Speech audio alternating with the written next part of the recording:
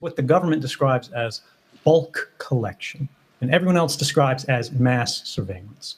This is where they collect data about you, people in this room, right? People at home, people traveling, anybody whose communications transit the internet, hit popular websites, whether they're prominent American services or little no-name companies that sell shoes in Italy. So long as it crosses the internet, they're capturing information about it and storing for the longest period of time the signaling information about that. Without getting in too deep here, this is, of course, metadata, which many people in the room may be familiar with, but other people may not.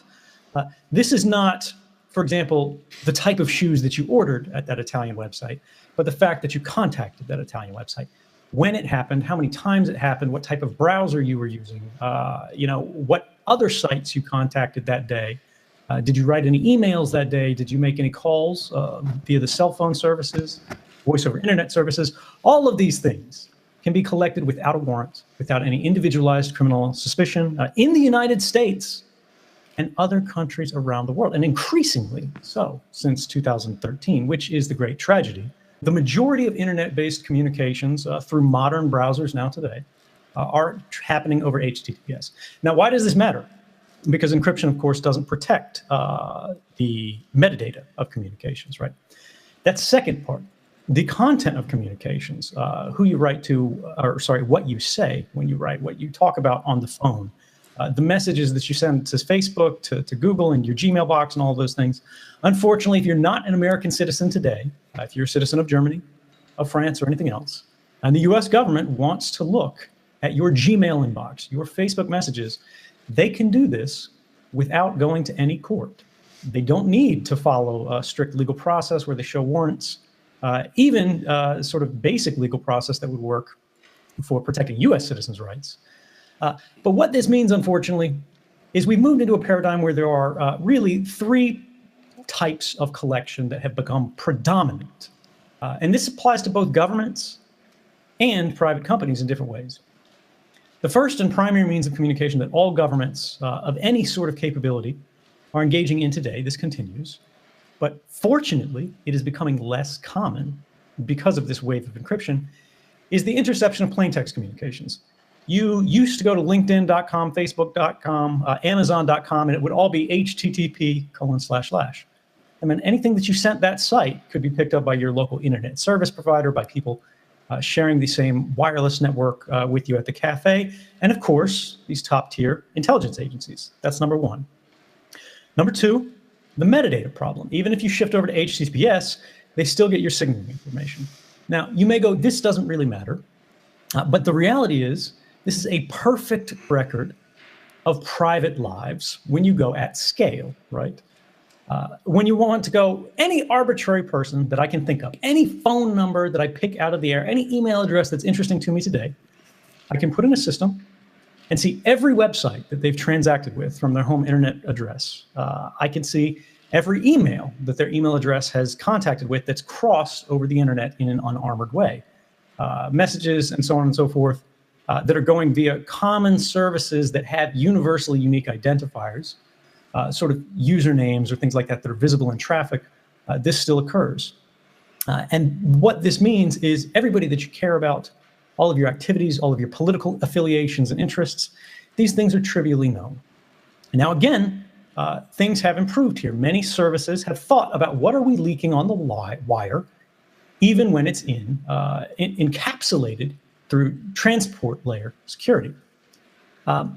And then the final one, the third one, that's the common approach, is where they actually go to the providers. This is coercion or subversion, or in corporate terms, just simply profiteering. They're trying to monetize their data sets that they have. And this is where all of this information that's been voluntarily provided, that is available to the service companies, can, through the US model, like under the PRISM program, where Google, Facebook, Apple, all of these guys will provide these things about foreign citizens without any real meaningful legal controls. Certainly no court provided judicial warrants. This increasing progress of encryption, which is a good thing for communications over the internet, is driving these agencies, driving sort of the internet's predatory class. And again, it doesn't matter if you love any one particular government. Remember, they're all doing this, right? And if you want to protect against any of them, you must protect against all of them. They're starting to go, well, if we can't get it for free and easy in the middle, let's start keeping holes open on the ends. Now, there are some people who say, look, we buy zero-day exploits to protect people. In some cases, that may be true, and that may be a laudable thing.